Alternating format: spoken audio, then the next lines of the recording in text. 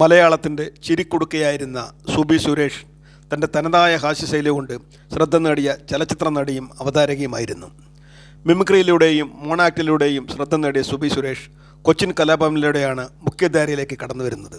സീരിയലുകളിലും 20-ലേറെ സിനിമകളിലും അഭിനയിച്ചിട്ടുണ്ട്.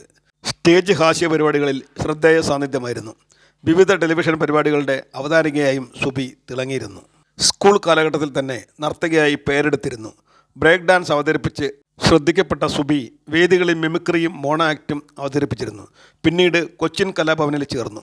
സിനിമാല എന്ന ഹാസ്യ പരിപാടിയിലൂടെയാണ് ടെലിവിഷനിൽ സുബി ശ്രദ്ധിക്കപ്പെട്ടത്. രാജസേനൻ സംവിധാനം ചെയ്ത കനകസിംഹാസനം, രമേഷ് പിഷാരടിയുടെ Panchavarna Thatha, drama, 101 wedding, Grihanathan, Killadi Raman, lucky jokers, Elsamma Enna Aankutty, Thaskara ലഹള, ഹാപ്പി ഹസ്ബൻഡ്സ്, ഡിറ്റക്റ്റീവ്, ഡോൾസ് തുടങ്ങിയ സിനിമകളിൽ അഭിനയിച്ചു.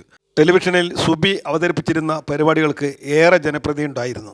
കുട്ടിപ്പട്ടാളം എന്ന കുട്ടികളുടെ ഷോയുടെ ആത്മാവായിരുന്നു സുബി സുരേഷ്. പുരുഷ മേൽക്കോയ്മ ഉണ്ടായിരുന്ന കോമഡി രംഗത്ത് തൻ്റേതായ ഇടം നേടിയ താരമാണ് സുബി സുരേഷ്.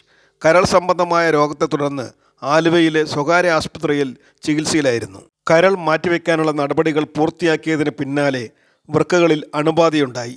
തുടർന്ന് അത് മറ്റ് അവയവങ്ങളിലേക്കും പടർന്നു.